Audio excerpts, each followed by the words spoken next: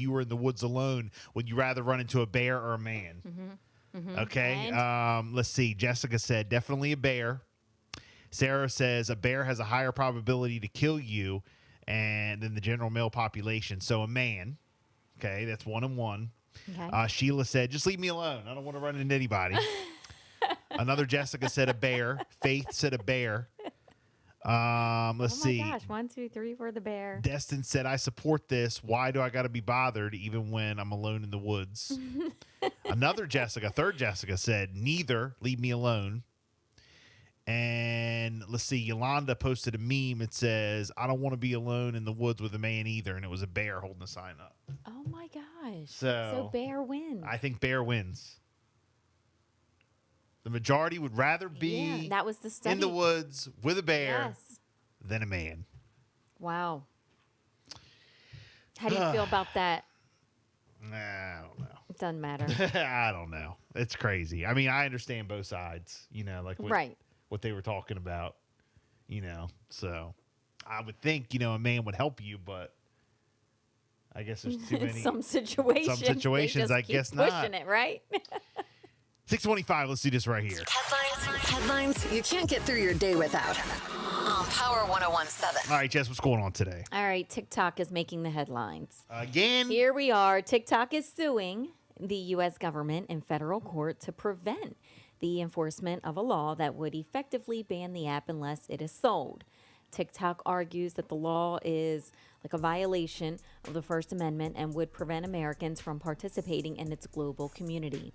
The U.S. claims that the law is not a ban because it allows, some other things that are in place, but TikTok is arguing that it's not possible, and they're going to sue the U.S. government in federal court to prevent the enforcement of a law that would effectively ban the app unless it's sold. What the heck? What do you think is going to happen now? Somebody will buy it, I guess. Gosh. I mean, I don't think TikTok, I still say TikTok's not going anywhere no matter what. Mm-hmm.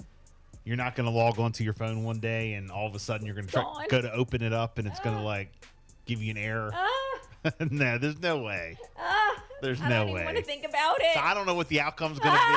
I don't know what the outcome's going to be, but it's not going to be where TikTok's Can going. Can you imagine?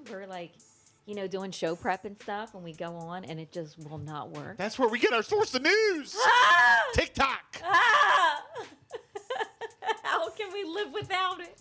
Gosh, some people go to, CNN and Fox News and MSNBC and WBOC and 47, and we go to TikTok.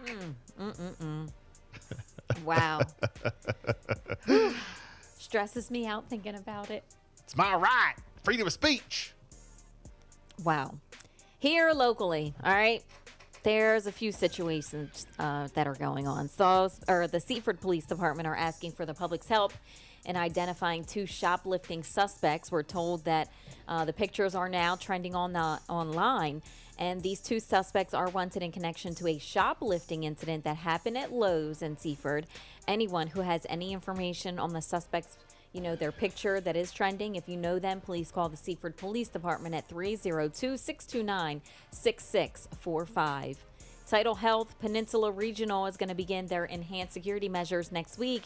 Renovations to the walk-in entrance to the Salisbury Hospital's Emergency and Trauma Center began last fall, which included the installation of a metal detection system immediately outside of the waiting area. These renovations are now complete, and the hospital's metal detection system will become operational on Monday, May the 13th. Anyone entering into the emergency room, the trauma center, through the walk-in entrance will be screened before they are admitted to the waiting and registration areas. Tidal Health officials are asking everyone to please make sure that you empty out your pockets, cell phones, keys, smartwatches, the blocking wallet, steel-toe footwear, vaping pens, and certain belts prior to the screening. Purses and bags will also be subject to inspection as well.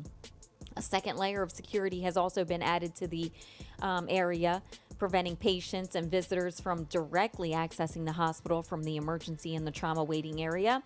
As the emergency and the trauma center becomes its own standalone unit, anyone needing to leave that area or enter into the hospital will have to exit through a certain entrance and exit. Anybody who's going to return, you will be rescreened before entering.